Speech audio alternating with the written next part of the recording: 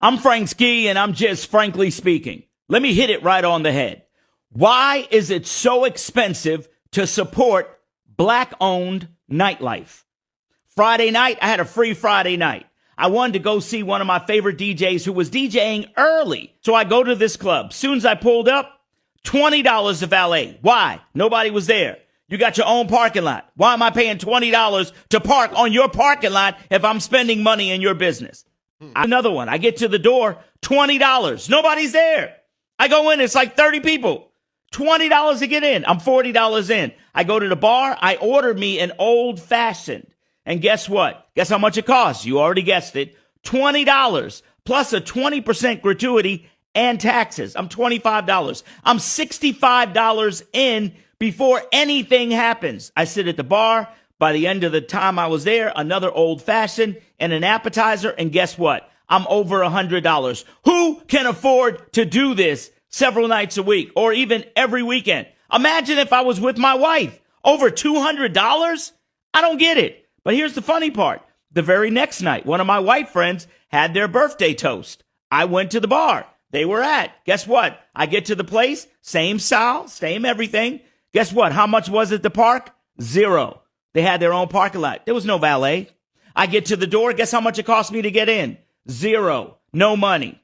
I go to the bar, ordered the same old fashioned. Guess how much it was? $8. $8. Why is a black-owned establishment or a black-owned business, why do we charge our folks so much money?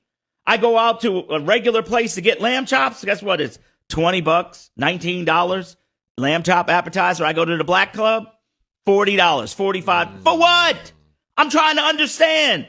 Why are we taxing our people so much? Is it really that much more expensive to throw a black party than a white party?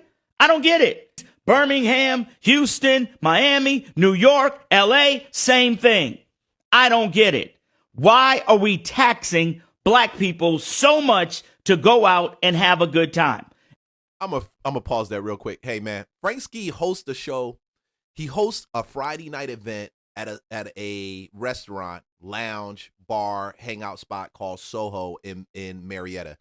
I love going down to Soho because if you go into the city outside of Rock Steady, you're probably going to spend a couple $100s to get a table. With Soho, you can actually get a nice little booth spot, and I've split it before with one of my boys. And you're paying $150 and you get a bottle. But guess who's headlining it? Frank Ski. And Frank Ski's birthday was ham. Because I remember when I went into Frank Ski's birthday for that event at Soho, and this wasn't a long time ago. This was less than 30 days. It was probably a month ago. All white, everybody's chilling. You know how love it is. It's owned by a black. First, I'm gonna tell you the restaurant's owned by a black couple, and they do a very, very good job when it comes to bringing out that nightlife feel. So you got Friday nights, which is Frank Ski's, and it's typically you got the 30 and older crowd, right? You got a lot of old heads out there. I know you old heads out there always trying to pick up these young chicks at Soho. I see y'all. Oh no! But at the end of the day, I paid $20 to get in for me, 20 for my woman, for my wife, another 20 to park. One mojito. No, she didn't get a mojito. She got a drink. It was like one drink. And this time, we did have the spot. We did have the VIP spot at that time. But she still ordered tequila. And first of all, they had bad drinks. The only thing they had was hard liquor that was good, and tequila was probably the best out of all of it, honestly. And I don't even drink anymore. So my wife, she was having a tequila, and we had a couple people in the section and stuff like that. But at the end of the day, I'm going to tell you, it just to get in, even having the VIP section, it ran me at least 60, close to $80 to get in. Getting in, between us getting in, parking the car, it just was crazy. Now, it's funny, when I saw Frank Ski doing this and talking about this, I'm like, damn, your event at Soho brings out a bunch of people, and everyone is getting charged out the ass at that front door, okay? Oh, no. Everyone is getting charged out the ass. So when I saw this, I thought it was kind of hypocritical with Frank Ski because Frank Ski is leading this. He's one of those night DJs, you know, that put it down, they rock and they do the whole deal, and everybody like, yeah, the DJs. Frank Ski's leading it, bro. The main. especially that Atlanta nightlife, right? But, bro, they not going to tell you that. He just going to get out here, and I think this is just good for content for him. It's good to complain because people like him, they get a part of the door. They get a part of the door. They get a part of the bar because he's a named person and he's going out there. Y'all wondering what the hell is this dude doing? Shit, I was just trying to plug in my my mixing board. But yeah, they get all of that.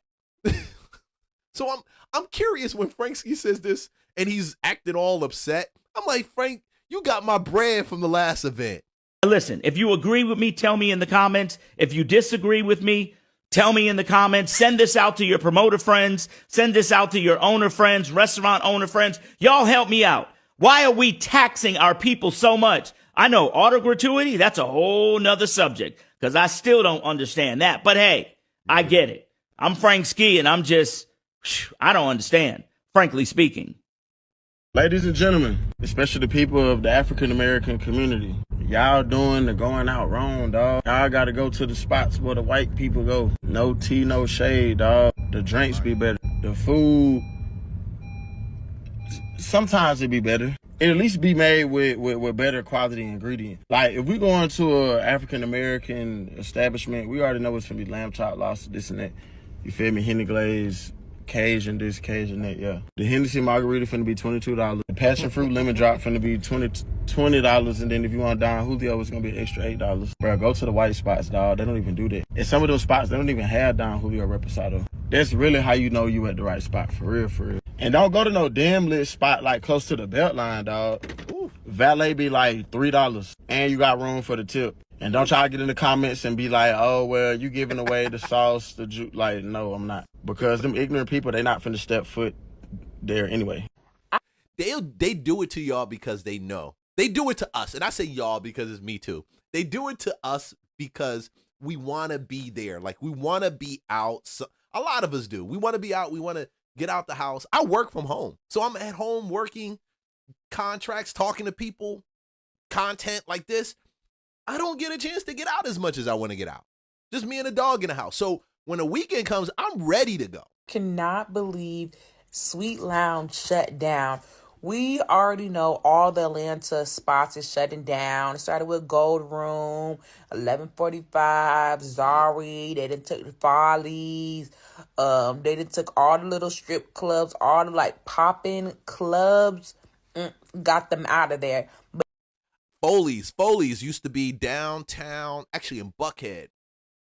One of the tightest strip clubs you can go to. I don't go to strip clubs no more. I used to go to strip clubs a lot. And one time we went to Foley's. During the day, my boy took me to Foley's for my birthday. And I ain't lie to you. I walked in, I said, when does it start? Like, I said, when does it start? He said, bro, we just gonna get some food and we gonna chill. I lied to you not. I told my wife, I'm here. It's 12 o'clock. I didn't get out of Foley's until 7, 8. I think it was like 8 o'clock that night. Banging. Just Mexicans throwing money, black people throwing money. It was popping. Foley's is gone. Foley's is gone. Foley's was like a staple. Actually, I'm going to take that back. I say Foley's is gone, but I was just driving this past weekend and I saw Foley's down on South Fulton. And if y'all don't know, that's the south portion of the city. So imagine going from where white people will walk in, white dudes who leave their corporate job for lunch about 4 blocks down. They will walk in there, throw up some money, and they go back to their corporate job. That was Foley's. Now Foley's is somewhere in South Fulton where the truckers will come through. And damn, truck stop strip clubs are different in Atlanta. Completely different. Sweet Lounge, that was always like, it's not hood, and it's always been in a good area. So I honestly thought that one was safe. And to know that it just closed, mind you, one of my friends worked there.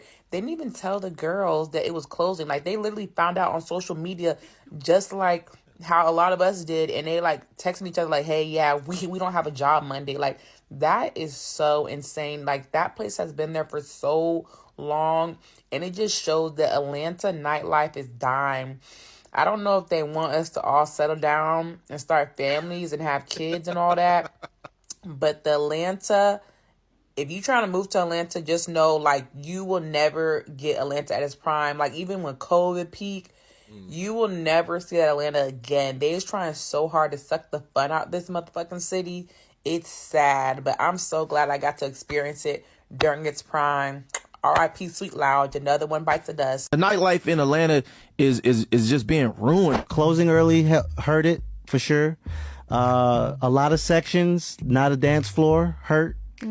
I feel like that having a dance floor helped, but then, you know, you can't get a bang for your buck. I see both sides. You know, the consumer wants to dance, but the owner and the promoter makes money off of a section. Atlanta is the only city that I've seen to where promoters have a full-time job being a promoter. When I go to other cities, that's their part-time that's job. their part-time job. Facts. And now you have a smaller amount of people, and then that also changed the way that DJs got paid, because if it's only 300 people in here, why would I pay you $1,000 when my overhead is less than that? So I'm thinking of the economics. I'm thinking about all these things. They're making all their money off bottle service. So if I could sell a section for $1,500, I'm gonna put 10 of them in there. Buckhead is doing away with a lot of the clubs. Look at Buckhead Saloon.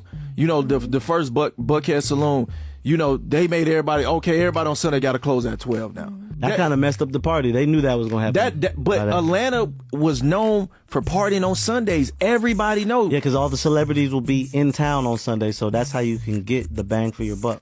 Another thing too is that the economy isn't where it used to be. People have to understand, it's like you go to a club, right? Think about how much it costs before you even walk into the club. Valet, outfit before you get to the club. Look, hey, you gonna spend more money on parking than you put in your gas tank for the week. Some people won't. Then you'll park your car in an area that it may get broken into. Wow. And then think about how much it costs when you get into the club. Then you have to pay.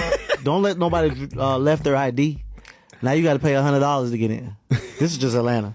You know what really gets my clit in a knot? Yeah, and they'll keep charging you that $100, bro.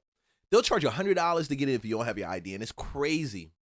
But that's the way Atlanta is becoming right now. It's not the same. When I got down here in 2000, 26 years ago, it was popping. And I wasn't even in the streets, but when I went out, the energy was different. And I don't believe it's ever going to get back to that way that it was before. And that's sad. Some people don't want to hear it. Because you got to realize at the same time, the reason why they make it so expensive for people to come out and really enjoy themselves. And I don't get why they give this 20% automatic gratuity. We got that even with the section that we paid for. I think we paid close to $400 for a section at Soho with a freaking bottle. And everybody else drunk the bottle. You know, we had people we invited, girls, other guys hanging out, just chilling, enjoying yourself. The music was great. I don't have any problems with the atmosphere. I just know that atmosphere is the reason why they milking us, bro. And I don't think it's a black thing. It's just business right now. Is when people from other places come to Atlanta and they complain about like how much a drink costs, like the guy talking about he's paid $60 some for 2 Don Julio margaritas. And don't ask people living in Atlanta be in the comments like, that's the norm. This is the norm. This is the norm. That's the fucking problem. Why the fuck is it the norm? You're not listening to the questions being asked. They're asking the right fucking questions. Why the fuck is a Don Julio margarita almost $30 in this city? And that's the cheapest liquor you can get.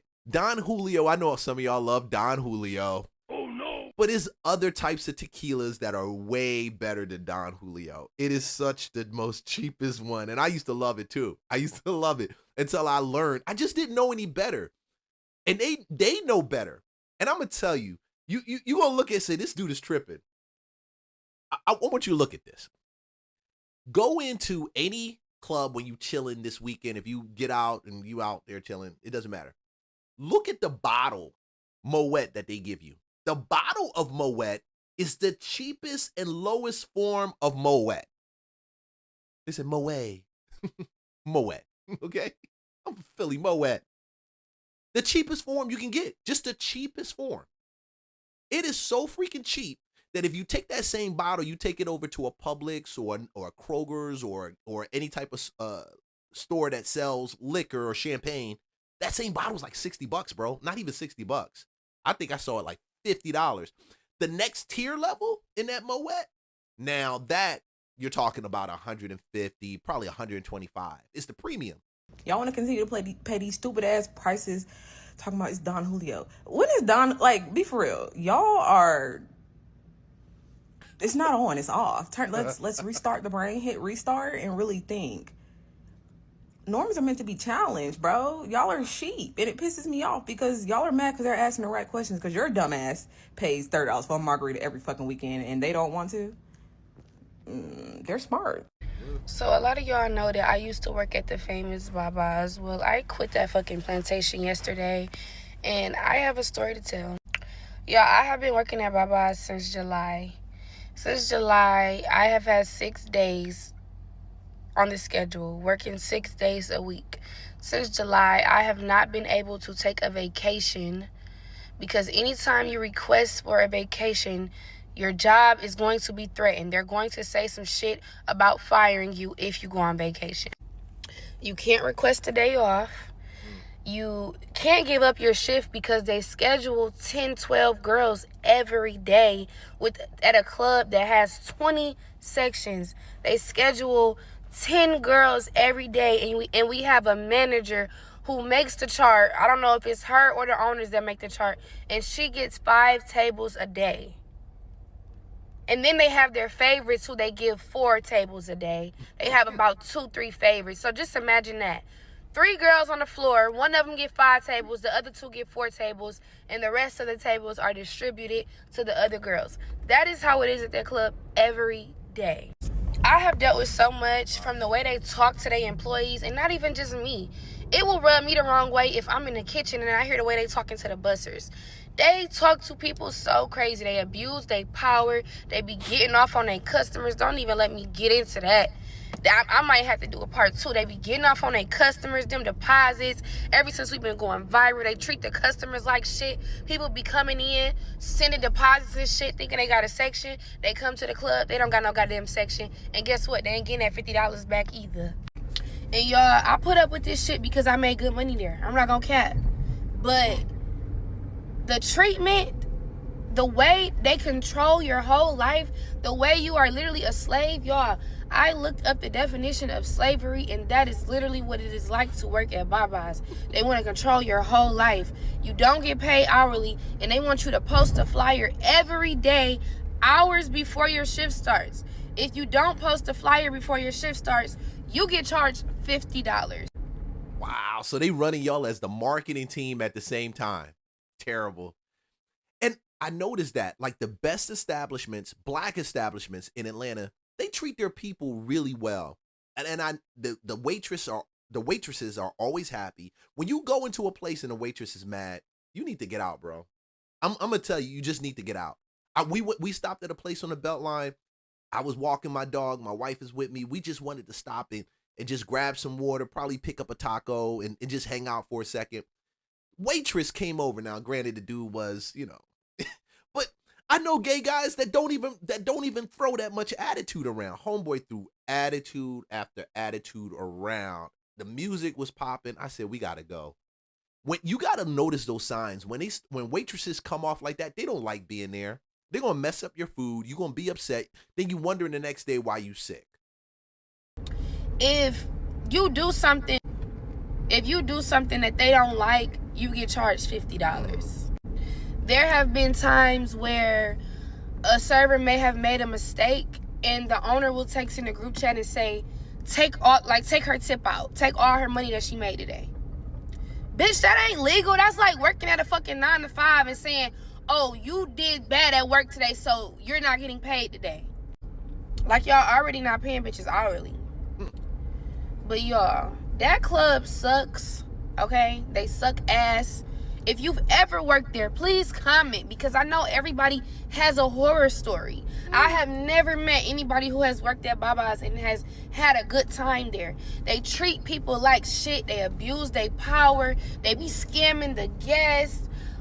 We cannot live our lives. If you do not dedicate your life to Baba's, they not gonna fuck with you. They not gonna give you tables.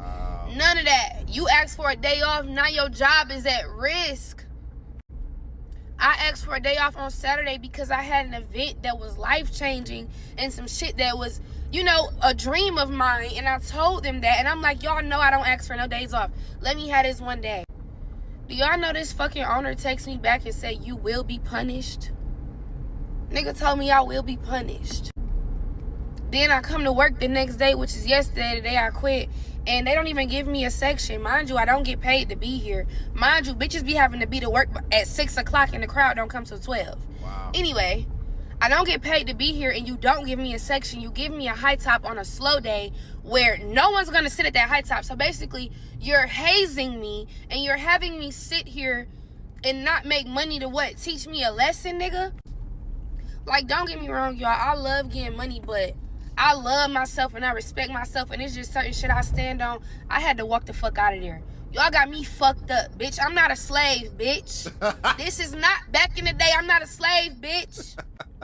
So yeah, Surviving Babas, the motherfucking documentary.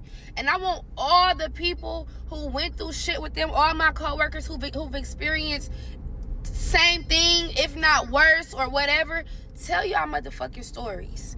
Them motherfuckers then got caught up in the hype with going viral on TikTok and shit. They caught up in the hype. All they care about is money. All they care about is money. They will steal y'all money. They don't give a fuck about y'all. She ain't lying. She ain't lying. Yeah, y'all trying. And when I started seeing motherfuckers doing all type of drugs that I ain't never even seen, but I knew I was done with the Atlanta nightlife.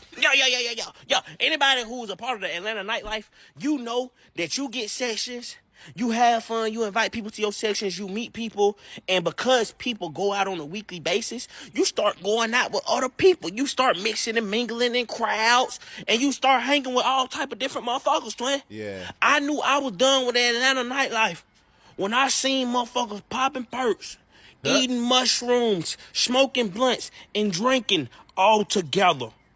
I'm talking about back to back. And at this moment in my life, twin, I don't do drugs at all. I just drink liquor.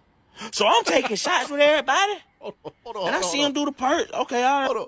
Y'all know alcohol is a drug, right? Y'all understand it as a drug. It's just a different type of drug. Y'all know it's a drug, though. I seen motherfuckers do perk before. We still drinking. They drinking with me. I seen them pull out the bag of mushroom. I seen them eat the mushroom. Like, oh, shit.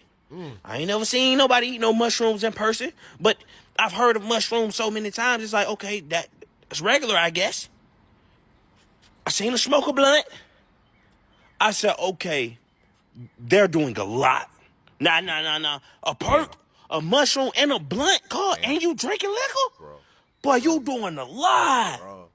Yeah. So at that moment in my life, I knew that I had to slow down on the Atlanta nightlife. Yeah, I was in too motherfucking deep. Because wasn't nothing going to happen, but I was going to keep meeting more and more people, twin. And I was going to get to the point where I was standing in a session with motherfuckers doing that motherfucking powder, Cole. And that's my limit, Cole. Hell no. You gotta have a line, twin. And the moment you see motherfuckers around you start doing powder, you gotta know to walk the fuck away, twin. Dude. Yeah. So that's when I knew crazy. it was time for me to go to the country. And I was about done with the Atlanta nightlife because it was too many drugs being done around me. Hey y'all, so a few things from a girl that works at nightlife that be 100% sober. When you're sober, you can see people's demons clearly, and the hate is so real. Before, when I used to be getting lit nightlife and stuff, I didn't really notice all the hate and the shade that I received. But now, because they can't cock my tea, because they can't put me in a box, because they know, oh, this girl is of the environment, but she's not in it, or she in the environment, but she not of it, you can catch the drift. So anyway, today at work, this man was like, oh, when am I going to see you without your makeup? Sir, I don't know you. You may never see me without my makeup. But I quickly and wittily said, oh, maybe if I'm at Kroger, which is a grocery store if you're not in the South. So say all that to say that if someone can't find an immediate reason to hate you, in fact, they love you, that sometimes quickly turns to hate. And they will try to shade you, and they will try to bring you down because you are shining.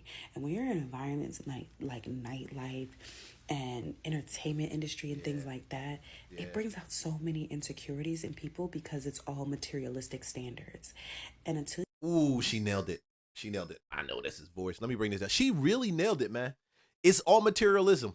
So when you're sitting down there, you're going through all of that, those demons that come up, and when she said demons, I had to put this clip in here because I had the same thing I experienced. I said, damn, some I don't get scared of y'all demons, honestly, because I know I got authority over y'all. I don't get scared of y'all. But at the end of the day, you can visually see it, and it's worse than it's ever been before.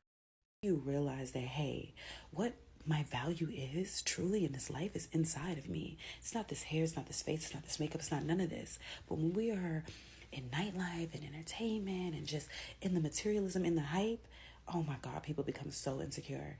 And when you were sober, them demons be raging, and you can see it so clearly.